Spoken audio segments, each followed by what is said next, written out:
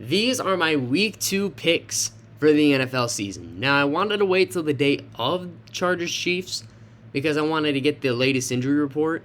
And Keenan Allen is not playing here against the Kansas City Chiefs. I know Michael Pittman Jr. is questionable. DeAndre Swift is questionable.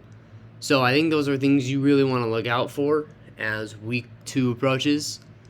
At least for the Colts and the Lions. I know there's not really going to be too much time for Chargers Chiefs, but we're going to be doing this today. We're going to be making picks, and I'm going to give you one player that stands out to me, and to try and make it not, super obvious, I'm going to try and pick superstar players. Like, obviously there are going to be superstars that I mentioned in here, but they're not all going to be, like the Josh Allens or the Patrick Mahomeses or the McCaffreys, the Barkleys, whatever. Like, some of them might pop up, but others not so much. So we are going to jump right into this, starting with Chargers Chiefs. And I'm going to take the Kansas City Chiefs in this one. And I think one player you want to look out for on both sides, Mike Williams for the Chargers and Clyde Edwards-Helaire for the Chiefs.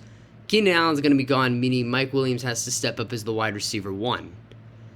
And I want to see how he performs as the wide receiver 1 without Keenan Allen. And for Clyde Edwards-Helaire, despite the fact that he got no rushing touchdowns, he was a relatively big part in the passing attack, getting 2 touchdowns through the air. So I want to see how he performs against the Chargers, and I got the Chiefs winning just because I think their offense is a little bit more high power than LA. Mahomes just showed that he doesn't need Tyreek Hill, and despite the fact that the Chargers have a great track record in Arrowhead, winning numerous games, Herbert 2-0 in his career in Kansas City, but no Keenan Allen I think is going to be a little bit challenging for Herbert, and I got the Chiefs winning as a result. Next up, we have the Patriots and the Steelers. So I'm going to take the Pittsburgh Steelers in this one. And honestly, there aren't really any players on New England side that interest me, so I would watch their defense, I guess. And for Pittsburgh, I would take a look at, I guess, also their defense. Or Najee Harris to have a bounce-back game. But honestly, I want to see how the Steelers' defense functions without TJ Watt. And as far as the Patriots go, I don't like anybody in the offense. Maybe Damian Harris, but other than that, I don't like the Patriots in this one. I got the Steelers winning in a low-scoring affair, probably 20-10. And as far as Chiefs-Chargers, I got the Chiefs winning 38-34. And then next up, we have the Colts taking on the Jags. I'm going to take the Jags. Interesting fact, the Colts have not won in Jacksonville since 2014. That was the last time the Colts beat the Jaguars in Jacksonville. I don't see that streak coming to an end this season, because the Colts just struggled. They tied with the Texans. You tied with the Texans, of all teams, dude. To be fair, Buffalo lost to Jacksonville last year, so I don't have much room to talk. But I think two players you want to look out for, Michael Pittman Jr., that he stays healthy. And for the Jags, Travis Etienne just to have a bounce-back game. Overall, I see the Jaguars winning this one because they didn't look too shabby against Washington. Washington is an elite team, but still. The Jaguars didn't look half bad. The Colts didn't look bad, but they didn't look great. I got the Jaguars winning this one, 26-21. And then next up, we have the Jets and the Browns. I'm going to take the Cleveland Browns. I know I'm taking a lot of the home teams here, but honestly, other than the Colts and maybe other than the Colts, I don't really see any other team winning here. Maybe the Chargers, but Patriots, no. The Jets, no. They're the same Jets. Regardless of what Robert Saleh says, and that they're not the same Jets, they are the same Jets, and they always will be until they can get their stuff turned around. Browns have a more solidified defense, and offensively, they got more weapons. All right, so I got the Browns winning in a kind of low-scoring game that Cleveland pulls away in at the end. 21-10 is the final there. This one should be a very highly competitive game. Dolphins taking on the Ravens. Man, I've been going back and forth with both these teams, and honestly, I'm going to take the Ravens. I love both these teams, but I think it just comes down to quarterback play, and I think Lamar Jackson is definitely a better quarterback. Also, I forgot to mention two players I don't want to watch out for in this game, the running backs. Yes, I'm going to include superstar Nick Chubb. He didn't score a touchdown, but not very many people are talking about his performance. He was great. He just didn't score a touchdown from a fantasy standpoint. And then Michael Carter, he didn't score a touchdown at all. And then Michael Carter, I would take a look at Michael Carter because he had a great outing last week against Baltimore. Look for him to continue his RB1 role as he goes into this week against Cleveland. But no, as far as this game goes, I would look at Tua over here, and I would look at Devin Duvernay. I don't know why. Tua just stands out to me that, he didn't have a terrible game, but he didn't have an elite game. And I want to see him take it to the next level, at least attempt to take it to the next level against Baltimore. As far as Devin Duvernay goes, he had 4 catches, 54 yards, and 2 touchdowns. The 2 touchdowns definitely stand out to me, but I want to see him continue that trend with Bateman and Andrews in the lineup. Alright? They were in the lineup last week, but I want to see Devin Duvernay continue to do his thing. I got the Ravens winning this one. Kind of a low-scoring game, kind of an odd score at that. I'm going to go 18-14, kind of a weird score. Next up, we have the Texans taking on the Broncos. Texans tied with the Colts. The Colts aren't a bad team. They're a good team, but the Texans just tied.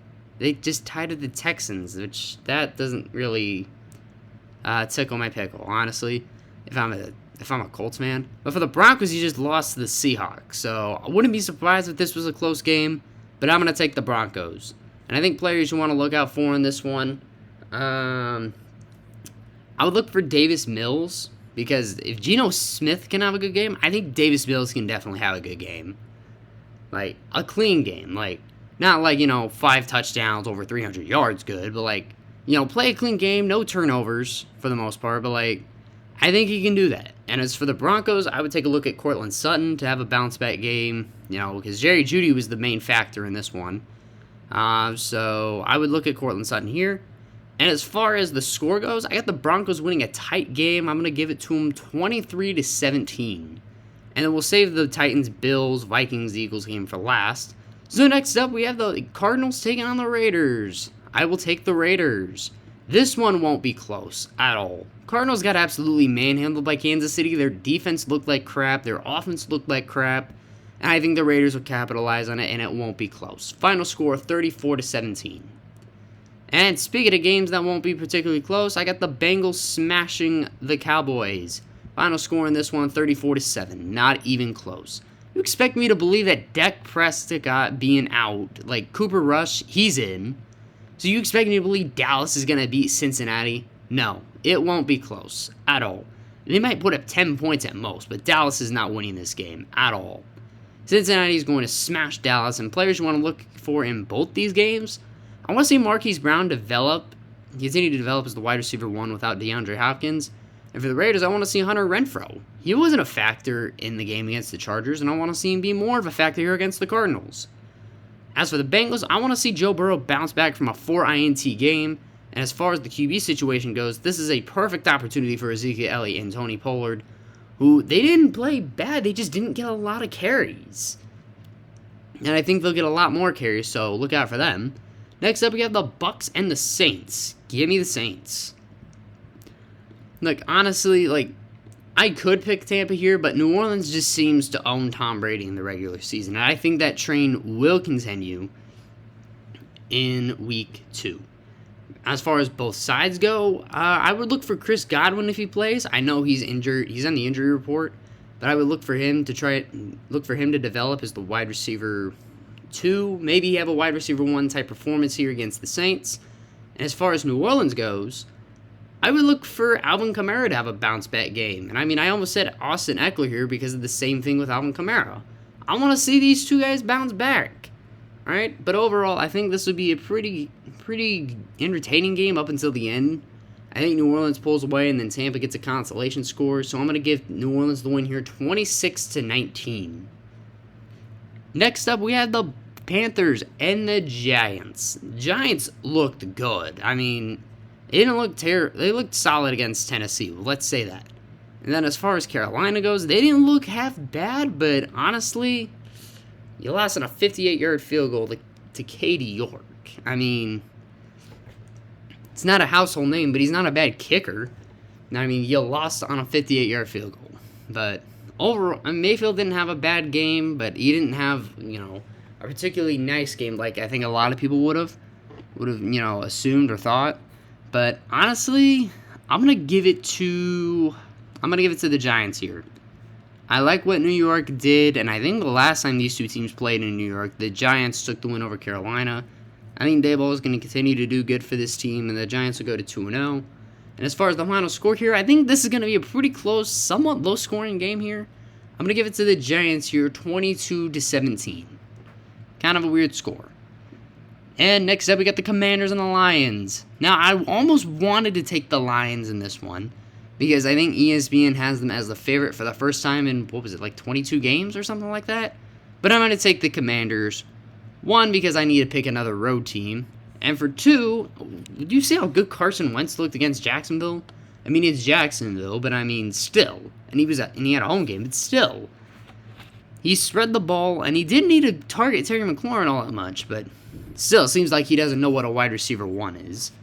But overall, I see Detroit keeping it somewhat close with these Commanders. Should be a pretty good, high-scoring game for the most part. But I got Washington winning this one 39-35. I'm sorry, 39-34. Not like it makes much of a difference. The Lions still lose. Next up, we got the Falcons and the Rams. Rams, and it should not be close. Final score in this one is going to be 36-13. Rams are going to get it back. They're the Super Bowl champs, and the Falcons, they didn't look bad against New Orleans, but when you choke a lead like that, it's just not very comforting for Falcons fans, knowing that, this is the same Falcons that have been choking leads since Super Bowl 51. All right, Rams are going to get it back. They're going to slam the Atlanta Falcons, and I've been forgetting to pick fantasy players, haven't I? We'll work our way back up. For the Rams, Falcons, I would look for Kyle Pitts here. With Drake London probably being shut down by Jalen Ramsey, because Drake London's a rookie, I would look for Kyle Pitts to get more yards. And then here, I want to look at Allen Robinson to try and have a bounce-back game against a Falcons defense that isn't exactly elite against the receiver position. Hopefully Stafford actually targets Allen Robinson in this one. And as far as Washington and Lions, I would look at Carson Wentz here to continue to have a good game against the Lions. And as far as Detroit goes, I would watch DeAndre Swift's ankle, but more so I want to watch TJ Hawkinson potentially bounce back, because he wasn't a big factor in last week's game against Philly. And as far as these two goes, I want to see how DJ Moore bounces back, because Robbie Anderson was the leading receiver, and Moore didn't have much of a role in last week's game against Cleveland. And I want to see Saquon, continue to do good against, the Panthers, who, Nick Chubb just ran right down their throats. So I want to see Saquon potentially bounce back. Now, as far as the score in this game goes, I think I said it already. I think I said 36-13, right? I believe so. Next up, we have the Seahawks and the 49ers. Give me the 49ers. I think the 49ers are going to bounce back, and I think you want to watch Geno Smith and Trey Lance in this one. Actually, as far as fantasy goes, I would look at DK Metcalf, because I don't even think he was the leading receiver in that game against the Denver Broncos. But I would look for Trey Lance to bounce back against the Bears. He didn't have a good game against the Bears, so I would look for him to bounce back against the Seahawks. Really the Niners as a whole. And yeah, Will Dissly was the leading receiver for the Seahawks, so I would like to see DK Metcalf potentially bounce back here in this one. Geno didn't have a horrible game. He had 195 yards, 2 touchdowns, completing 23 of 28 passes. So Geno Smith kind of stands out to me, but also DK Metcalf stands out to me, all right? Again, as far as the Niners go, I would go Trey Lance, and this one shouldn't really be too much of a contest either. I got the Niners winning this one. I'm going to give it to them 27-14. Next up, we have the Packers and the Bears. Honestly, I think I could see this game going either way, but especially if Allen Lazard is playing, I'm taking the Packers. The Packers are a good team. They just got annihilated by Minnesota. Receivers were dropping balls left and right. Again, it's week 1. We don't need to overreact. But I like the Packers to win this game with or without Allen Robinson. But I think Allen Robinson... Did I say Allen Robinson? I meant Lazard. Jesus. Allen Lazard definitely helps the Packers just a little bit more. I see the Bears keeping it somewhat close, though, up until the end. Rodgers and the Packers pull away with a final score. With another score, I see the Packers winning this one. I'm going to give it to them 21-10. 21-12. Kind of a weird score. Another weird score. Next up we're going to skip over to this one of the first Monday night game. We got the Titans and the Bills. You know, despite the Titans' recent success against Buffalo, they have to go into Buffalo. And I don't like Tennessee's chances. I'm going to take the Bills because they just look like the more complete team. Not just because I'm a Bills fan, but like, this team looks absolutely dominant. They looked good against LA. Again, it's week 1. Now you're taking on a team that's beaten you the last 2 times, but you beat them the previous 2 times before that. And this game is back in your home stadium. So I see the Bills taking this one. As long as Derrick Henry doesn't have a career or record-setting night in Buffalo. So I would give this one to the Buffalo Bills. I'm going to give it to them 30-16. 30-16. I think the Bills are definitely more than capable of winning by 2 scores. Though I wouldn't be surprised if Tennessee kept it close.